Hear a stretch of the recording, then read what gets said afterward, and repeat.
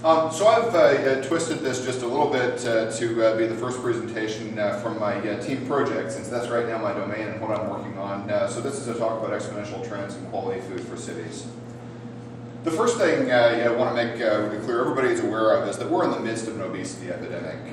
You can see obesity patterns changing over just the last 10 or 15 years, and just incredibly strong, in fact exponential. And that's tied to the exponential increase in sugar consumption. This is a graph looking at sugar consumption in the top from the UK and on the bottom from the US between 1700 and 2000. And over the last 30 or 40 years in particular, we're just going off the charts in sugar consumption. The majority of that consumption more recently is actually in the form of high fructose corn syrup in the US. And you can see in the middle of this chart that's just since the 1970s and exactly correlates with the exponential portion of the curve in the obesity epidemic. Some pictures from an interesting book called What the World Eats illustrates parts of this problem. This is a typical week's food for a particular family in North Carolina. Notice the soda pops and the packaged foods. Here's one from a family in California.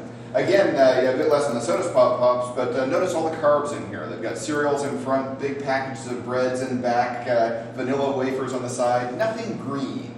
Compare this to the traditional diets in some other nations. This is a family in Cairo and their week's worth of food. I like the healthiness of this kind of style a whole lot better, and there's actually real food and green things on that table there. The other thing that weighs into this is where food money is going in the US. And actually only about 20 cents out of every dollar ever makes it to the farm. 19 cents in fact. The rest is labor and transportation and taxes and packaging and all of these ancillary expenses. And so not much is actually going to the food. The solution is to make it easy to grow and let people have their own food growing in their own spaces and their own responsibility for it. At least that's our solution. We need to be cheap, reliable, and easy and low effort because people in the US are lacking in time as much as they are money. So we're proposing on the Food Team project to build the GrowBot.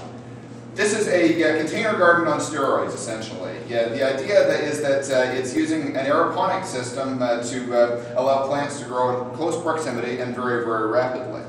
The prototype that we have sitting over in our team room right now uses a set of lawn sprayers in a plastic tub to spray the base of plants to provide them a nutrient solution and water. Although usually the roots, as you can see in this picture, are just sitting in the air except for when they're being sprayed.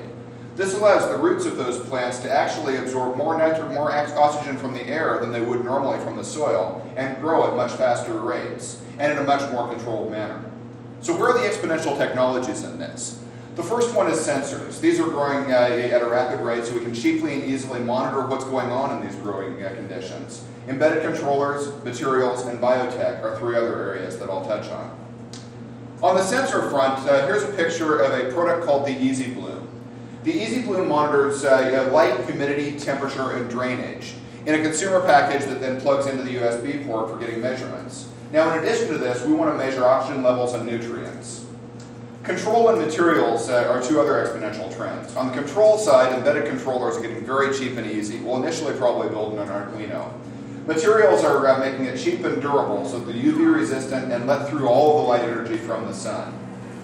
A little bit further out are biotech trends.